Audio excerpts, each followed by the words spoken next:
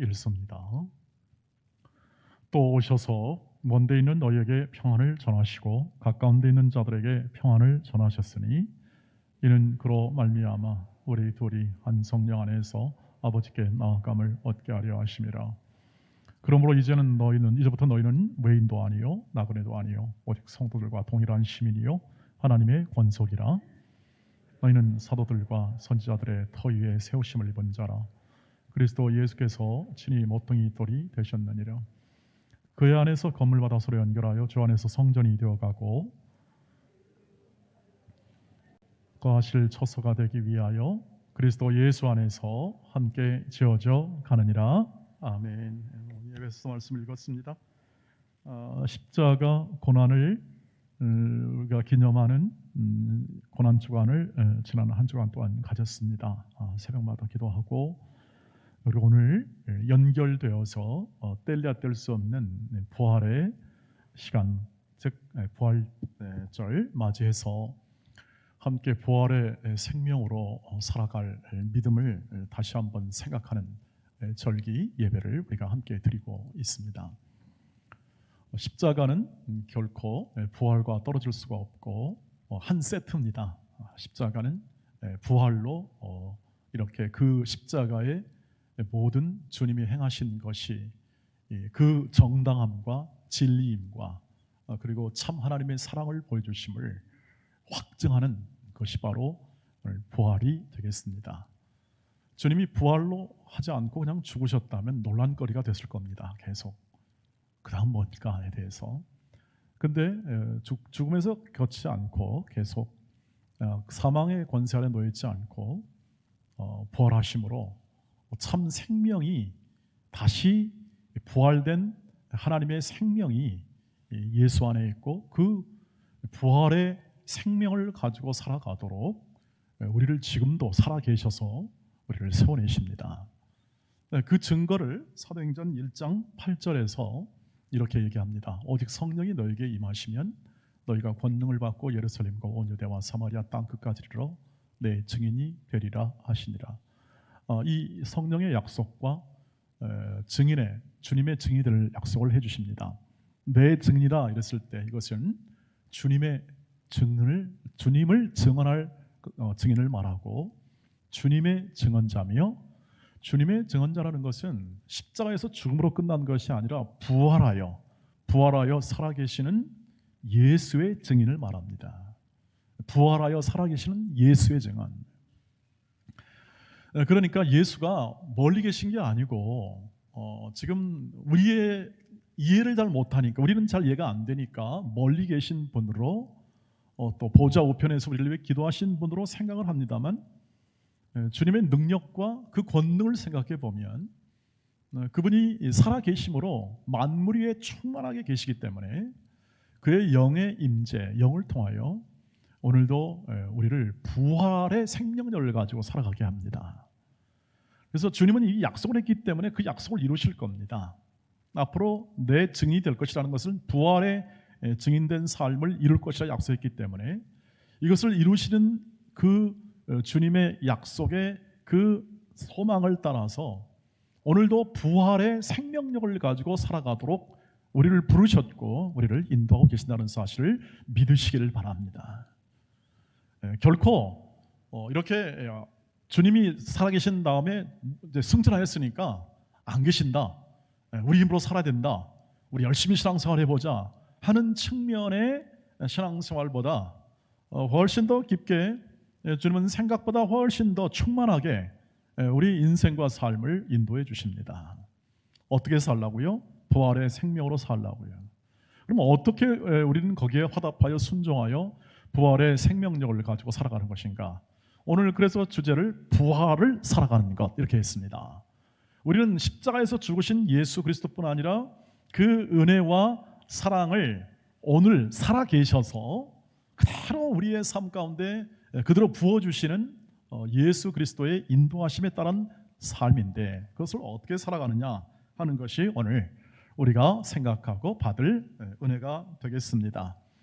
부활을 산다는 것, 부활의 새 생명력으로 산다는 것은 하나님의 백성이요 하나님의 자녀의 인생을 살아가는 그 삶을 사는 것이 부활을 사는 것입니다.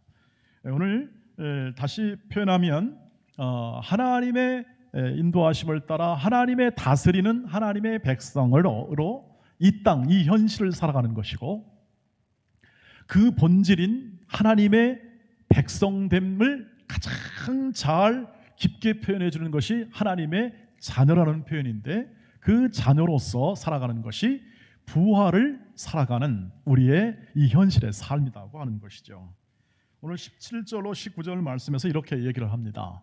또 오셔서 부활하셔서 주님이 오셔서 먼 데 있는 너에게 평안을 전하시고 가까운 데 있는 자들에게 평안을 전하셨으니 18절 이는 그로 말미암아 우리 둘이 한 성령 안에서 아버지께 나아감을 얻게 하려 함이라.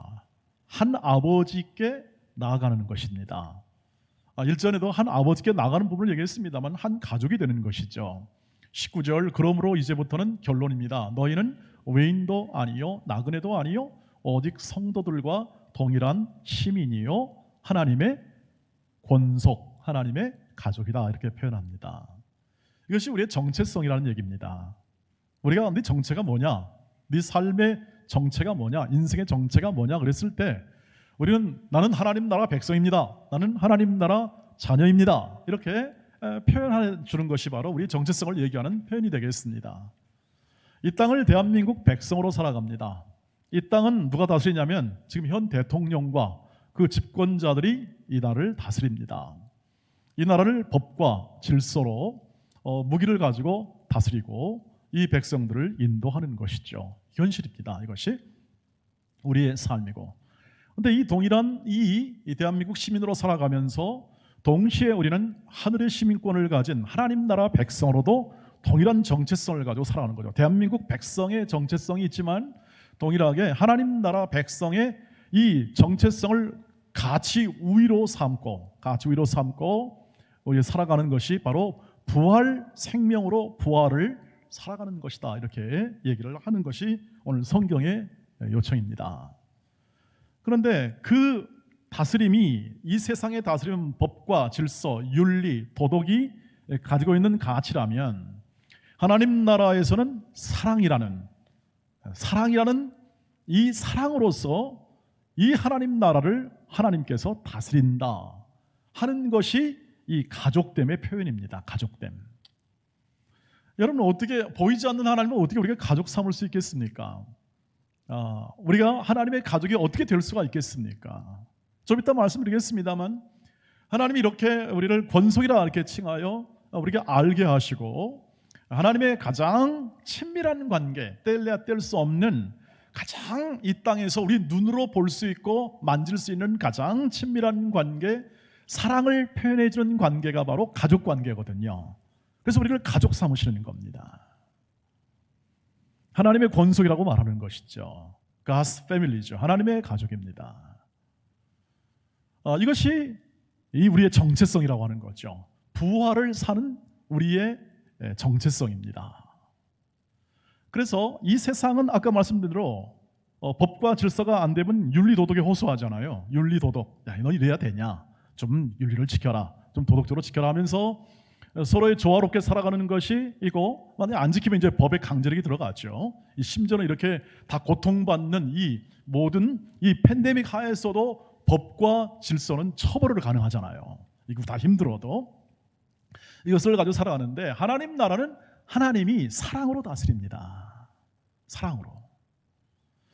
이것이 잘 이해가 안 되죠. 우리 인간으로서는 도저히 이해가 안 됩니다. 어떻게 그 인간들을 사랑으로 다스릴 수가 있냐 하는 거죠. 이것이 이해가 안 되니까 우리는 뭔 생각을 빌리냐면 늘 사회의 생각을 빌려요. 아니, 그럼 법을 따집시다, 잘못을 따져가지고 해봅시다 하고 늘 하는 게 이런 일들이에요 다. 그런데 하나님의 사랑은 얼마나 크냐면 하나님 자체가, 전지전능하신 하나님 자체가 요한일서 4장 8절에 의하면 이는 하나님은 사랑이다라고 말해요. 사랑이다. 사랑 그 자체예요. 인간이 우리로서 가장 잘 표현할 수 있는 게 뭐냐면, 가장 동감하고 가장 잘 이렇게 내가 뜻을 같이 합니다라고 표현할 때 나도 그이다 이렇게 표현합니다. 얼마 전에 미국에서 블랙 피플, 다시 말하면 흑인이 이렇게 이제 억울하게 죽었을 때 많은 사람이 그것에 대하여 뭐라면 나도 I am the black, 나도 블랙이다, 나도 흑인이다, 나도 누구다, 이렇게 해서 자신의 공감을 표현하지 않습니까? 여러분, 우리를 표현할 때, 우리가 표현할 때 가장 잘 표현할 수 있는 것, 그것을 그렇게 표현하죠. 나도 그 사람이다, 나도 하나님의 백성이며, 나도 우리가 각각 그 마음이 있고 마음이 있다면 나도 그이다. 그래서 오늘 가장 하나님의 그 크신 사랑, 그 크신 이 모든 사랑을 부어줄 수 있는 대상으로 가장 잘 공감할 수 있는 게 바로 하나 되어 친밀하게 사는 그룹인 가족을 우리에게, 개념을 우리에게 주어 너희가 뗄래야 뗄 수 없는 하나님의 가족으로 살아가는 존재고 내가 그런 인생으로 너희를 불렀다. 그런 측면에서 우리를 하나님의 가족이다 하는데, 그 하나님의 위대한 사랑, 나는 하나님의 사랑이신데 그 위대한 사랑을 물붓듯이 부어서 도저히 사람이 생각하는 이 머리로 생각하는 이 모든 부분을 넘어서는 하나님의 사랑으로 모든 죄와 사망의 권세를 깨트리고 하나님의 공의를 이루어, 사랑을 기반하여 공의를 이루어 하나님의 백성다운 인생으로 온전히 빚어내고자 하는 하나님의 목적이 반영된 것이 바로 하나님의 가족이다, 이렇게 표현되는 것이죠. 여러분, 어떻게 하나님의 사랑이 그렇게 될까? 우리는 이 공의와 사랑을 이렇게 함께 묶어서 표현할 수 있는 방법이 없습니다. 저희는, 우리 인간들은 약해서 공의와 사랑을 묶어서 사용할 방법이 없어요. 무슨 말이냐면 공의도 행하면서 사랑도 행한다는 이 개념이 잘 머리에 들어올 수가 없습니다. 그러니까 우리는 둘 중에 하나를 늘 택하더라고요. 그러죠? 좀 선명해라. 사랑하면 사랑하든지 공의면 공의든지 이렇게 얘기합니다. 그래서 그걸 택하면 또 그거 뭐 됐냐 안 됐냐 하면서 또 서로 이야기거리하고 또 다투기도 합니다. 우리의 한계입니다. 인간의 한계. 근데 여러분, 하나님의 사랑은 그것보다 훨씬 커서 하나님이 가지신 거룩함과 하나님이 가지신 공의로움과 하나님이 가르치신 이 모든 거룩함이 사랑으로 표현되는 것입니다. 인간이 그것을 이해하지 못하니까, 그것을 다 담을 수 없으니까 우리는 늘 제한되게 표현할 수밖에 없는 거죠. 다 깨닫지 못한 채.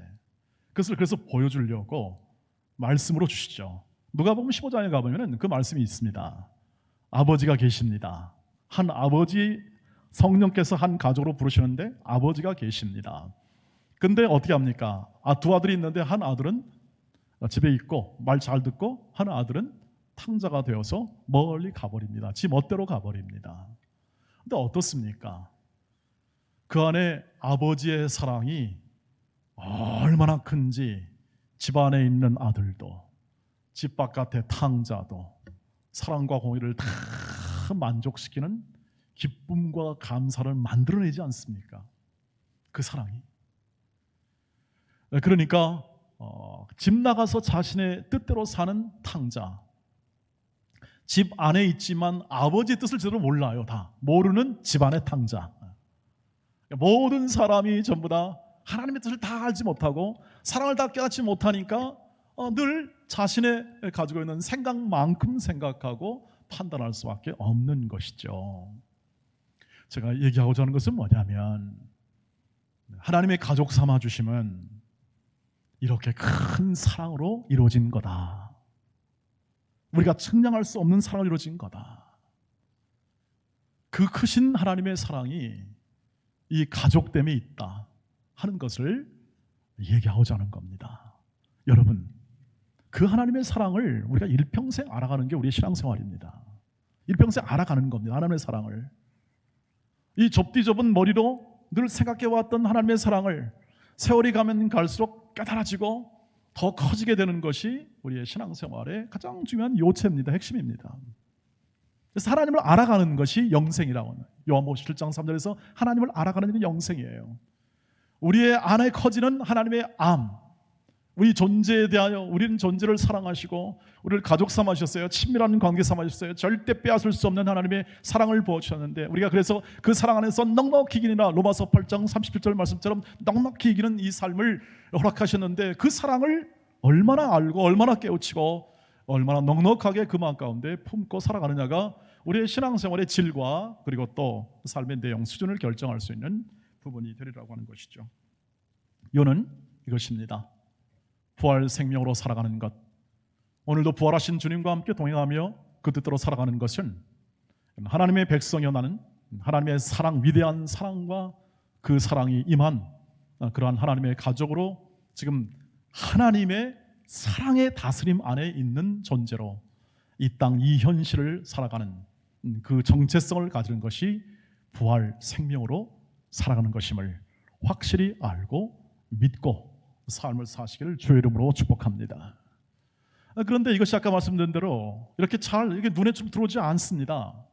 그것이 구체화되지 않습니다. 왜냐하면 하나님의 나라가 보시면 하나님의 나라가 구체적으로 이렇게 우리 눈에 그냥 확 다 이렇게 들어와서 하나하나 조목조목 가르치지 않고 하나님 나라는 은밀성이 있습니다. 하나님의 가족으로서 삶을 살아가는 이 삶에 하나님의 뜻의 은밀성 잘 보여지지 않습니다. 나타나지 않습니다. 말씀 외에는 이 자연 속에 하나님의 신성에 충만한 것이 있어서 드러내기는 합니다만 구체적으로 이렇게 확 깨닫는 부분이 이렇게 많지는 않은 부분도 현실적으로 존재합니다. 그래서 부활하신 주님이 그러한 하나님의 사랑을 보다 구체적으로 깨닫고 적용하고 누리며 함께 할 수 있도록 만들어준 게 뭐냐면 교회입니다. 교회는 그래서 하나님의 권속들이 하나님의 자녀들이 이 현실의 삶 가운데서 보이는 하나님의 사랑의 표현체로서 함께 모아주시는 것이 교회입니다. 그래서 교회는 사랑으로 다스립니다. 교회는 하나님의 법, 그게 사랑의 법이거든요. 말씀이 하나님의 법이죠. 이 말씀의 법이 하나님의 법이 되어서 이 법을 해석하고 해놓는 것이 뭐냐면 교회 총회 헌법이나 이런 것들이 있죠. 그래서 이 사랑의 법을 가지고 다스리는 것을 교회를 통해서 하나님의 사랑, 가족됨에 대한 하나님의 사랑이 흘러가도록 하는 것이 교회죠. 그래서 교회는 그리스도의 몸이고 또한 교회는 하나님의 가족이다 하는 표현을 거기서 쓰게 됩니다. 21절부터 22절을 보십시오. 그의 안에서 건물받아 서로 연결하여 주 안에서 성전이 되어가고 너희도 성령 안에서 하나님이 거하실 조소가 되기 위하여 그리스도 예수 안에서 함께 어떻게 됩니까? 지어져 갑니다. 지어져 가요. 건물이에요. 지금 건물 개념으로 이것을 은유로 해서 우리가 성장하고 교회가 어떻게 걸어가는지에 대해서 얘기를 해주고 있습니다. 이게 무슨 말입니까? 서로 주 안에서 주님의 부활 생명을 통하여 그 부활 생명의 크신 은혜와 사랑이 각 사람에게 흘러가도록 하나님께서 모아주심으로 머리가 주님이 되시고 온 몸의 지체를 함께 구성하는 것이 교회입니다. 그래서 머리 되신 예수께서 그의 부활 생명의 사랑을 온 곳곳에 흘려보내십니다. 그리하여 자라게 하십니다. 여러분, 가족이란 말을 왜 쓰냐면 하나님께서 왜 가족 상환이라는 말을 쓰냐면 우리로 하여금 꽁꽁 묶는 표현인데 이거 참 우리로선 거북한 표현입니다. 왜냐하면 우리는 혼자 사는 게 좋거든요. 혼자 있는 게 굉장히 유리합니다. 혼자 살면 이번에 나홀로족도 생기듯이 간편해요. 제가 미국에 살 때 좀 편한 부분은 뭐냐면 학연, 지연 이런 게 없으니까 그저 내 할 일만 열심히 하고 내 실력 쌓으면 되는 거죠. 뭐 이렇게 막 얽히설키 없어요. 얽매인 게 없다는 뜻이죠. 홀로 살면 그게 좋습니다. 근데 그래서는 잘 성장이 안 됩니다. 주님의 방법이 아니라는 뜻입니다. 사람이 홀로 있는 게 독처하는 게 좋지 못하다. 이 말은 뭐냐면 하나님의 방법은 하나님이 사람을 세워내고 성장시키는 방법은 키워내는 방법은 그건 함께 하도록 하기 위해서입니다. 그래서 가정에서 제일 잘 큽니다. 사람이 사람 되는 것은 가정이죠. 사회에서보다 가정에서 사람이 잘 크죠. 가정은 왜냐하면 부모의 사랑과 헌신이 있습니다. 왜 가족 삼아줬냐? 내가 이 사랑과 헌신을 너에게 부을 것이다 이 뜻입니다. 그 사랑을 부어줄 거다. 그 위대한 사랑을 부어줄 거다. 그래서 그것을 구체화시켜요. 구체화시키는 게 뭐냐면 각 성도에게 은사를 주십니다. 은사를 주시고 그리고 모든 하나님의 받은 각각의 은혜가 다 있습니다. 은혜를 주어서 하나님의 사랑이 흘러가게 하는 것이죠. 이것이 부활 생명을 살아가게 만드는 하나님의 방법입니다. 그러므로 여러분 함께 교회 지체로 살아가시기를 주의 이름으로 축복합니다. 함께 살아가는 것이 뭡니까? 그것이 우리를 인도하시는 성령께서 우리를 빚으시는 방법이고 우리를 가족으로서 온전케 하는 방법이라고 하는 거죠. 교회의 지체됨입니다. 교회라는 것이 하나님의 가족이기 때문에 성공보다는 성장의 의미를 갖습니다. 가치를 둔다는 이야기죠. 여러분 이런 부모 보셨습니까? 야, 너는 꼭 훌륭하게 돼야 돼. 너는 멋진 사람이 돼야 되고 너는 꼭 이렇게 모든 것을 성취하고 이 부모의 명예에 합당한 그런 높은 지위에 올라가고 뭐라 이런 것을 원하는 부모들은 많지 않습니다. 대개 부모는 뭡니까? 건강하게만 자라다오. 건강하게 자라다오. 그리고 네 앞가림만 잘하면 된다. 인생 살아봤더니 그게 최고더라. 이 제한된 인생과 수고로움과 모든 이 세상에서 살아가는 삶 속에서 건강하게 네 역할 잘하면서 너의 인생을 너답게 살면 돼 하는 것이 부모의 진심입니다. 진심. 그 외에 다른 것도 요구할 수 있겠으나 그러나 부모의 진심은 언제나 멋지고 훌륭한 일을 하라 하는 개념보다 훨씬 더 중요한 그 마음의 진심은 건강하고 바르게 자라라. 그리고 믿음으로 살아라 하는 것이 우리의 요구 아니겠습니까? 요청 아니겠습니까? 그걸 위해서 우리는 우리의 모든 것을 다 바쳐서 아이들을 양육하지요. 여러분 마찬가지입니다. 주께서 우리를 자녀 삼아 주신 것은 사랑이라는 이 하나님의 위대한 사랑을 이 교회에게 부어주십니다. 그래서 주님께서 물과 피를 다 흘리시는 것은 교회를 위한 겁니다. 교회를 위해서요. 하나님의 자녀들을 위한 것입니다. 에베소서 5장 뒤에 보시면 물과 피를 흘리신 예수께서 교회를 위해서 교회를 정결케 하기 위하여 거룩하게 하기 위하여 피를 흘리시는 거죠. 헌신을 합니다. 그래서 그 부활의 생명력으로 오늘 성령께서 다 모아가지고 건물을 세우시는 겁니다. 건물은 어떻게 합니까? 세워지는 거죠. 어떤 중간에 있는 것이 아니라는 거예요. 세워지는 것입니다.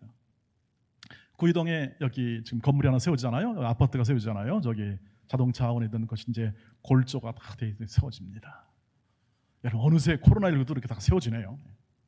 세워져요. 누군가 일했다는 뜻이죠. 우린 누가 일했는지 잘 모릅니다. 근데 누가 일했다는 뜻입니다. 일했는데 어떻게 합니까? 우리는 모르지만 어느새 보니까 건물이 올라가 있어요. 아, 누군가 일했구나. 여러분 교회도 그것입니다.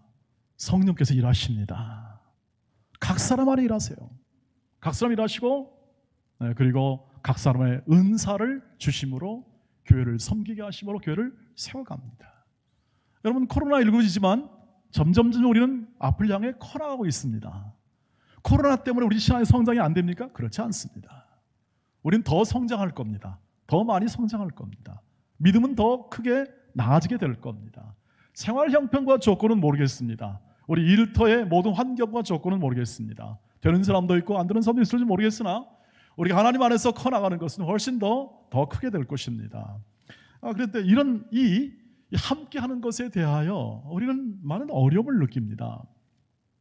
왜 어려움을 느끼냐면 기본적으로 이 교회 생활, 이 교회 함께 지체됨이라는 것이 우리에게 늘 기쁨과 감사만 주는 게 아니라 실망을 주기 때문에 그렇습니다. 교회라는 것이 교회 생활, 지쳐 사는 것이 실망을 줘요. 그 실망은 대표적인 게 뭐냐면 이런 겁니다. 가나안 성도가 있습니다. 요즘에 가나안 성도. 그 뜻이 뭐냐면 교회를 안 나가 거꾸로 하면 가나안이 됩니다. 교회를 안 나가 가나안. 가나안에다 의미를 담는데 그것이 교회를 안 나가는 거죠. 왜냐하면 교회 생활이라는 것이 힘들고 또 수준이 좀 안 맞다 생각을 하게 됩니다. 왜냐하면 어떤 때는 교회가 좋은 것 같기도 한데 어떤 때는 교회 생활이 어떤 생각이 듭니까? 이거 실망이 됩니다. 왜냐하면 사회적 수준보다 못할 때가 있습니다. 실제로 그렇습니다, 여러분. 사회적 수준, 윤리적 수준이나 도덕적 수준이나 혹은 어떤 경제적 수준이나 이런 모습이 못할 때가 있습니다. 그러면 하나님의 복받은 단체고, 예를 들면 하나님이 다스리는 곳이라는데 왜 이렇게 사회보다 못한 일이 있을 수 있겠는가에 대해서 생각을 하면서 이런 생각을 하게 됩니다. 나는 예수님은 좋아, 근데 교인은 보기 싫어, 이런 마음을 가지게 됩니다. 교회는 싫다는 거죠. 교회 생활은 싫다는 거죠. 그래서 이제 교회를 안 나가고 어떻게 합니까? 예수만 믿겠습니다, 이렇게 해서 하는 성도들이 가난한 성도라고 해요. 한 100만 명 정도 된다고 합니다. 요즘에 많은 숫자죠.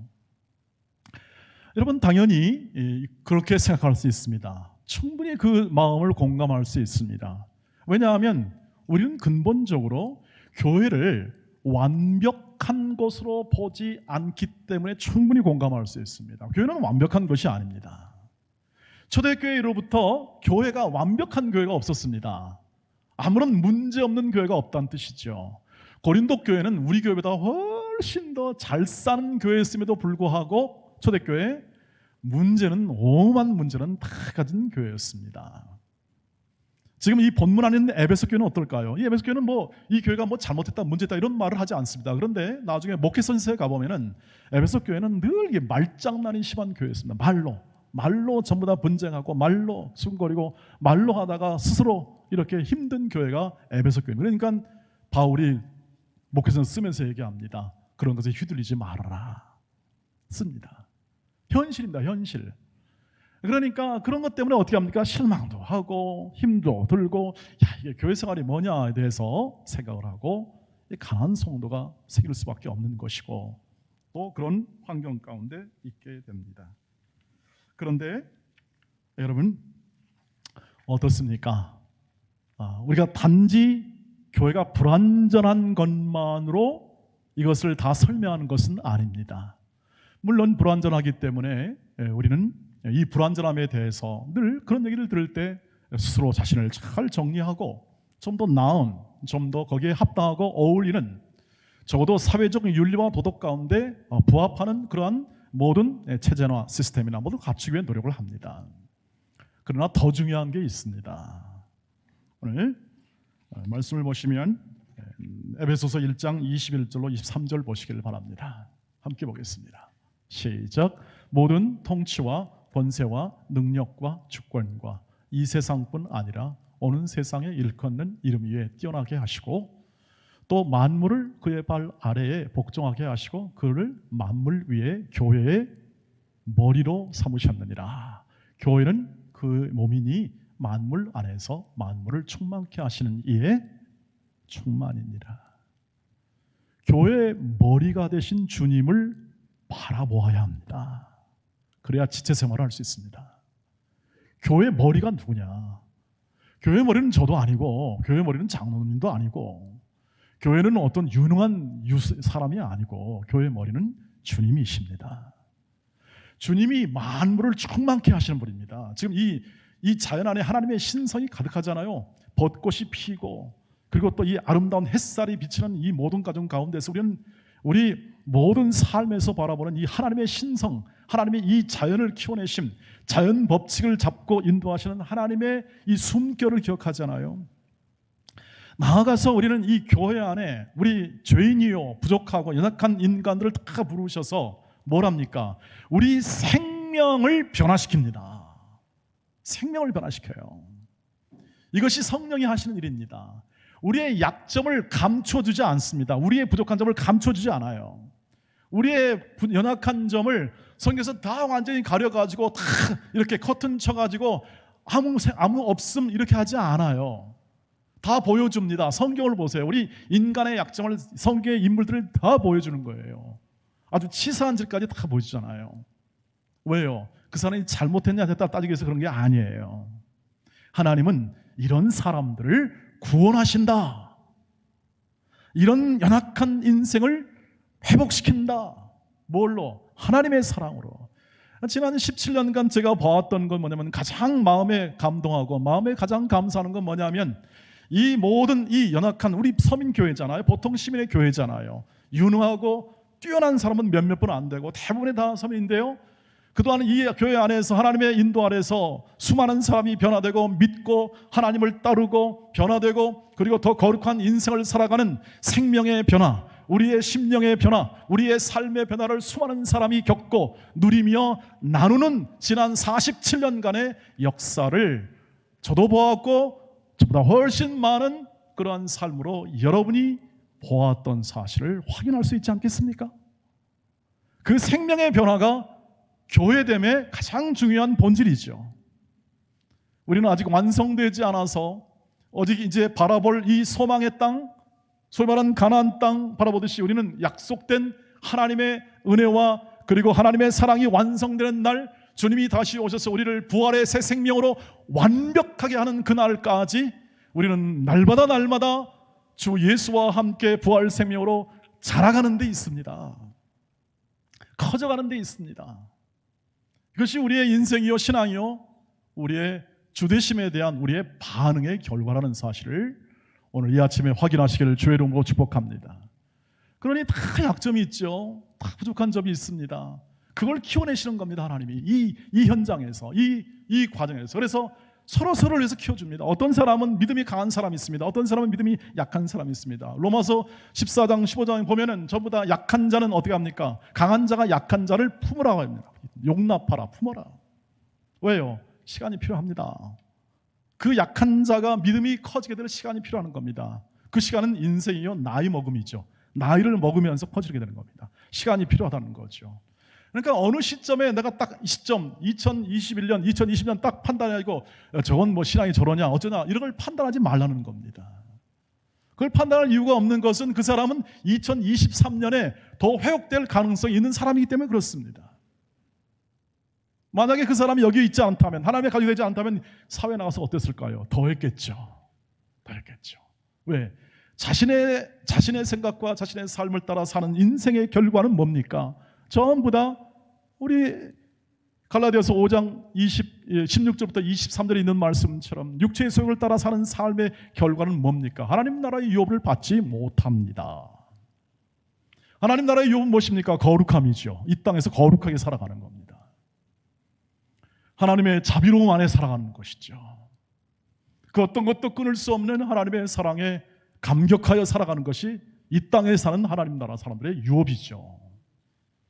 왜 저 사람은 저렇게 비록 충분하지 않은 모든 생활과 조건에서 불구하고 저렇게 감사하며 살 수 있을까 하는 것이 그런 평가를 듣는 사람들이 하나님 나라 백성이고 이 세상에 줄 수 없는 것들로 살아가는 사람들의 삶의 내용이라고 하는 것이죠. 늘 이 세상에 있는 것으로 판단하고 늘 이 세상에 있는 것으로 만족하여 소원을 얻는 방편으로 우리의 신앙생활을 가지고 가면은 늘 그 수준밖에 갈 수가 없는 것이죠. 주 예수 그리스도께서 주시는 그리고 성령을 통하여 인도하시는 그 삶을 따라야 하는 이유가 바로 여기에 있습니다. 성령께서 우리를 빚어내십니다. 그런데 아직 공사 중이란 말입니다. 모든 건물과 모든 이 세움은 건축주나 공사 책임자에 달려 있습니다. 공사 책임자가 놀고 있으면 건물이 세워질 수가 없습니다. 지금 아까 말씀드린 대로 이 구이 1동에 있는 이 건물은 아직 기능을 못합니다. 골조만 세워져 있습니다. 골조만 세워져 있고 아직까지 기능을 못하니까 저 상태로 평가하면 안 됩니다. 저건 뭐야, 저 기능도 뭐 사람 살 수 없네? 라고 말할 수 없다는 이야기죠. 조금 기다리십시오. 건축주나 그 책임자가 부지런히 일할 겁니다. 우리는 상관 안 해도 부지런히 일할 겁니다. 그리고 그 뜻을 이룰 겁니다. 곧 멋있는 건물, 이 지역에서 가장 높은 지역에서 먼 데를 조망할 수 있는 아름다운 건물로 만들어지게 될 것입니다. 사랑하는 우리 동원의 가족 여러분, 하나님의 뜻이 이겁니다. 건축주 되신 하나님께서 책임자로 삼으신 성령을 따라 우리 모두를 세워내실 것을 믿으시길 바랍니다. 온전하게 세울 겁니다. 그날이 될 때까지는 판단하지 마시고 어떻게 합니까? 서로 북돋으십시오. 서로 감사함으로 받아들이십시오. 서로 존중하고 버팀목이 되어 주십시오. 가정에서 그렇게 할 뿐 아니라 교회에서 그 인생을 사는 것이, 그 삶을 사는 것이 부활 생명으로 사는 것입니다. 우리는 마치 2인 삼각과 같습니다. 앞날이 있습니다. 지금 끝난 게 아닙니다. 경주를 하고 있습니다. 레이스 하는 거죠. 2인 삼각은 어느 사람은 오른발, 어느 사람은 왼발을 반드시 묶습니다. 좋은 발만 묶지 않습니다. 같이 어느 한 부분에 서로 다르게 묶습니다. 그런데 같이 가야 합니다. 같이 함께 가야 합니다. 그런데 처음엔 잘 맞지 않습니다. 왜냐하면 마음도 안 맞고 호흡도 안 맞습니다. 그래가지고 비틀거리다가 넘어집니다. 그러면 이제 일어섭니다. 자, 우리 잘해보자. 그래가지고 호흡을 맞춥니다. 그래서 하나 둘 호흡을 맞추는요. 근데 이건 시간이 필요합니다. 세월이 필요합니다. 점점 호흡이 맞다 보면 뛰어가게 됩니다. 툭 뛰어가서 그러다가 또 넘어집니다. 왜요? 지치니까요. 그러면 어떻게 합니까? 힘 있는 사람이 붙잡고 이렇게 세웁니다. 그리고 함께 또 걸어갑니다. 여러분, 힘드는 것 같죠? 그게 재밌습니다. 그 운동 경기 보세요. 얼마나 재미있는지. 뭐가 재밌습니까? 제일 넘는 게 가다가 휙 넘어지는 게 제일 재밌습니다. 둘이 같이 고생을 합니다. 힘이 듭니다. 그런데 재미가 있더라는 것이죠. 그리고 의미가 있습니다. 우리는 지금 둘이 한 마음이 되어 우리의 완성점, 결승점을 향하여 함께 걸어가는 것이다. 뛰어가는 것이다. 뛸 때도 있고 걸을 때도 있다. 그리고 조건은 중요하지 않다. 네가 약하냐, 멋있냐, 조건 중요하지 않다. 마음과 심령을 합하여 함께 걸어가게 되면 모든 것을 주관하시는 이 모든 코치가 모든 것을 다 이루실 그날 결승전에서 우리를 맞이하게 될 거다. 우리는 더 거룩해질 것이고 우리는 더 온전해질 것이다. 여러분, 그래서 점점 나이가 들수록 어른이 되면 될수록 더 넓은 사랑의 안목을 키워내는 것이 부활 생명을 살아가는 길이죠. 그 방법이며 삶의 내용이 됩니다.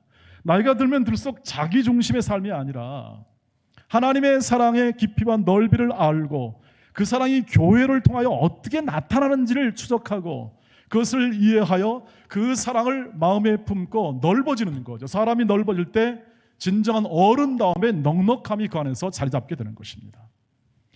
그리고 그 말을 듣는 사람이 하나님의 사랑을 알게 되는 것이죠. 주의 사랑을 우리의 각 사람의 나이 속에, 인생 속에 이렇게 가슴에 담아두는 그 비결은 넉넉한 마음으로 매 순간마다 내게 주어진 기회마다 모든 삶의 이 지체됨의 이 시간마다 그 넉넉함으로 표현할 때 그 사랑이 커지게 됩니다. 그래서 사랑하는 자, 서로를 사랑할 수 있는 그 시간을 갖는 것이 인간이 가지는 가장 아름다운 것입니다. 신앙의 가장 아름다운 것은 바로 그것을 표현할 때입니다. 사랑을 마음에 담고 있을 수도 있습니다. 사랑을 그 안에 가슴에 담고 있을 수도 있습니다. 그러나 서로를 섬기고 서로를 버텨주고 인내하고 서로를 품어주고 넉넉하게 살아갈 수 있도록, 넉넉하게 그 마음을 품을 수 있도록 버팀목이 되어주고 옆에 있어주고 함께 묶어서 우리를 세우시는 하나님께 기도하면서 살아가는 것이 우리의 사랑을 키워내고 우리의 사랑이 확대되고 그 사랑이 확대될 때 우리의 가정, 일터, 사회 속에서 하나님께서 베푸신 하나님의 사랑이 흘러가고 우리의 사랑을 통하여 하나님이 부활 생명으로 역사하는 것을 증언할 수 있는 영향력을 발휘할 수 있습니다. 저와 여러분의 생애 속에 이 은혜가 있기를 주의 이름으로 축복합니다. 점점 세월이 가면 갈수록 교회 생활이 깊어져 가는 것이죠. 그것은 성취와 성공의 개념보다 훨씬 더 큰, 더 위대하고 더 풍성하고 더 모든 사람을 변화시키는 하나님의 사랑의 넉넉함, 풍성함으로 여러분의 가슴과 심령과 인생과 나이를 채우시기를 주의 이름으로 축복합니다. 그리고 그 사랑이 흘러 넘쳐나가는 부활 생명으로 흘러 넘쳐나가는 그 삶으로 우리 온 교회 속에 여러분의 가정 속에 일터 속에 흘러 넘치시기를 주의 이름으로 축복합니다. 기도하겠습니다. 자비로우신 아버지 하나님, 감사와 영광과 찬송을 올려드립니다. 저희를 하나님의 부활 백성으로 삼아주시고 부활의 주님을 믿는 가족으로 삼아주시고 교회로 불러주셔서 우리의 일상성 속에서 그 능력과 은혜를 맛보고 체험하며 사랑 가운데 행하게 하심을 감사합니다. 주여, 주의 자비로우심이 이렇게 한없이 큰 것을 알며 부활 생명으로 우리의 서로 사랑하는 인생을, 우리의 가족됨을 사랑으로 확인하고 살아가는 인생을 우리의 삶 가운데 풍성하게 허락하여 주시옵소서. 비록 공사 중이라 아직까지 완성되지는 않았으나 오늘도 완성점을 바라보며 살아가는 이 삶 속에 감사하며 기뻐하며 이루시는 하나님, 이미 이루어내신 하나님의 역사하심이 오늘의 일컫는 모든 삶 가운데서 우리의 나이와 인생과 모든 것을 더할 때 더 풍성해져가는 것을 기쁨과 감사로 여기는 부활 생명으로 살아가는 인생과 삶으로 저희를 세워주시옵소서. 주 예수 그리스도의 이름으로 간절히 기도하옵나이다. 아멘.